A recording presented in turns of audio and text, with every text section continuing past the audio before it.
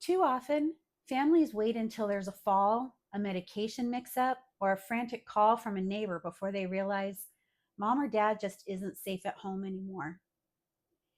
And when that moment comes, it doesn't come gently. I'm Sondra, RN case manager with 20 plus years in elder care, and today we're going to talk about how to recognize the signs, understand your options, and protect the people you love without panic or guilt. Red flags that home isn't safe anymore. Let's start with what you're seeing.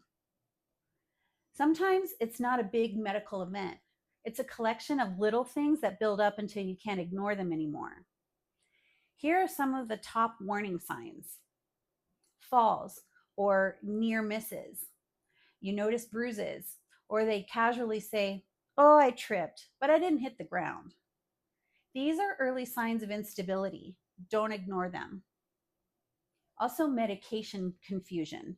Pill boxes aren't being used, refills are missed, or they say, "I can't remember if I took my pills today."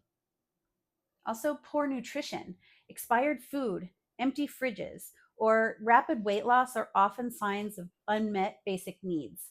Neglected hygiene, dirty clothes, unchanged bed sheets, or strong body odor can signal physical or cognitive decline. Disorientation or wandering, getting lost, confused calls, or mixing up days and times. Burnout in the family, when you, the adult child, are doing everything and still not enough. It's time to ask if staying home is still the best option. Long-term care versus assisted living. What's the difference? Once you realize that home isn't safe anymore, the next question is, where to next? Let's break down the two most common options.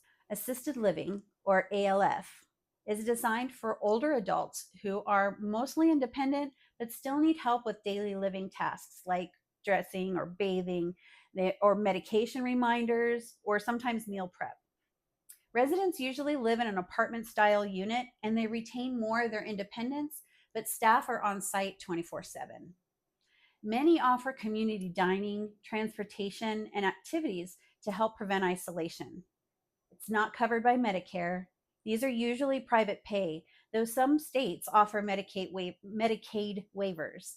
It's best for those who are alert, mobile, and can participate in their own care, but need some structured support and supervision. Long-term care facility, also called nursing homes or custodial care. Long-term care is for those who can no longer live safely at home or participate meaningfully in their care. Residents often have advanced dementia, multiple chronic conditions, or are physically dependent for mobility and hygiene. Long-term care includes 24-hour personal care, help with all activities of daily living, and monitoring for safety. Medicaid might pay for long-term care, but only after financial eligibility is met. This is a huge part of elder care planning. It's best for those who are no longer safe without full-time supervision or whose needs exceed what an ALF is designed to handle.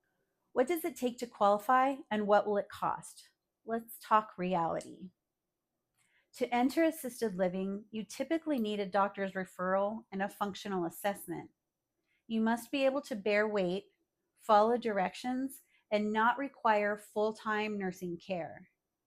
Payment is usually private pay, with costs averaging between $4,000 to $7,000 a month, depending on the location and the level of care needed. To enter long-term care, you'll need a comprehensive evaluation showing significant need for help with multiple ADLs, or activities of daily living. Medicare does not pay for long-term custodial care. It might cover rehab short-term, but ongoing long-term care is a different story.